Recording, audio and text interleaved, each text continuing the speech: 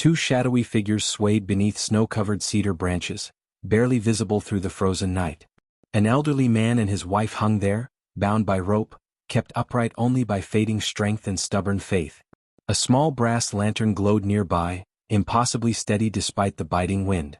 Far below, a lone truck crept along the mountain road, headlights slicing weakly through the storm like tired eyes that had seen too much pain. Inside the vehicle, Logan Hayes drove in silence. Years of combat had taught him to listen to what the world didn't say. Beside him sat Arrow, his German shepherd, muscles tense, ears alert, eyes scanning the darkness with soldier-like focus. When the faint golden light shimmered through the trees, Arrow lifted his head, a low warning rumbling in his chest. The Cascade Mountains were wrapped in deep winter silence. Snow softened every edge, swallowing sound and distance. The narrow road twisted like a scar through the forest, barely visible beneath ice and shadow. Logan's grip on the wheel remained steady, though his mind was anything but. At 39, Logan carried the weight of too many memories. Once strong and certain, he had been shaped by war and slowly hollowed by it. His pale eyes reflected years of loss, especially the moment in Afghanistan when an explosion erased his closest friend, Daniel Rohr, in fire and dust. The guilt that followed never screamed. It lingered quietly, poisoning everything. Arrow had survived that blast too. A faint scar marked his flank, a reminder of a moment neither of them ever truly escaped. The dog wasn't just a companion. He was an anchor, the last piece of Logan's humanity that hadn't slipped away. Logan told himself the drive was routine, checking an abandoned Forest Service post. The truth was simpler. Movement kept the memories quiet. Stillness let them speak. The radio crackled, then fell silent. Snow thickened. Then Logan saw it again, a steady golden glow where none should exist. Too low to be a star. Too still to be lightning. Arrow stiffened, growling softly. "It's nothing," Logan muttered, though he didn't believe it. Instinct stirred, that old voice he'd learned to trust long before reason. He slowed the truck. Somewhere deep inside, something told him this light mattered. High above, Walter Finch struggled through the snow with his wife, Evelyn. At 83, his body fought both age and mountain. He held her hand tightly, as if letting go meant losing her forever. Alzheimer's had taken pieces of her, but not her love. They had come to honor their son, lost decades ago to war. They never expected cruelty to find them first. The men came without warning. They wore heavy coats and carried rifles, claiming to be hunters. But hunters didn't laugh at fear, and they didn't strip rings from trembling hands. Walter pleaded. Evelyn cried. It made no difference. The strangers bound them with rope and hoisted them beneath the cedar tree, leaving them hanging just above the snow, alive but slowly slipping away. Hours passed. The forest watched in silence. Evelyn drifted in and out of awareness, her breath shallow, her lips moving as though speaking to someone only she could see. Walter whispered stories to keep her awake. Memories of their son James, who once believed fallen feathers were proof that angels existed. When hope was nearly gone, Walter saw it, their lantern. Cracked but still burning.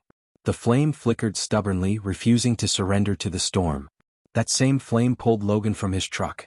He cut the engine and stepped into the snow, Arrow moving ahead of him with focused purpose. The forest felt wrong, too quiet, too heavy.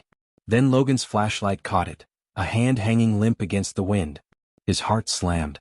Two bodies hung from the tree. Logan moved fast. Years of training took over. He cut the first rope, catching Walter before he collapsed. A weak pulse. Still alive. He cut the second, lowering Evelyn gently to the ground. Arrow circled, growling. Logan followed his gaze and saw boot prints leading away, fresh. This wasn't an accident. He worked quickly, reviving Walter with steady compressions until the old man gasped, coughing life back into his lungs. Evelyn whispered a name, Jimmy, mistaking Logan for the son she'd lost. He didn't correct her. The storm worsened. No radio signal. Logan had one choice, find shelter. He spotted the outline of an abandoned ranger cabin and moved them there, half carrying, half dragging them through the snow. Inside, the cabin barely stood against the wind. Logan patched gaps, lit a small fire and wrapped the couple in warmth. Arrow stood guard, senses locked on the darkness outside. As Logan tended Evelyn's wrists, he noticed a metal tag at her neck, a military ID from 1968. War had followed all of them here. Walter stirred, confused but alive. He looked at Logan with cloudy eyes. "You came back," he whispered. Logan said nothing. Outside, the wind carried something else now, footsteps. Somewhere in the forest, the men who had done this were returning. Arrow growled. Logan reached for his weapon. The mountain had not finished testing them. Gunfire cracked through the forest, sharp and deliberate. Logan knew the sound instantly, not hunting, not warning. A signal. The past had found him. He ushered Walter and Evelyn deeper into the cabin, extinguished the fire and prepared to move. When the lantern light flickered, Walter hesitated. "What's the point of light if we hide it?" he asked. Evelyn spoke softly through confusion.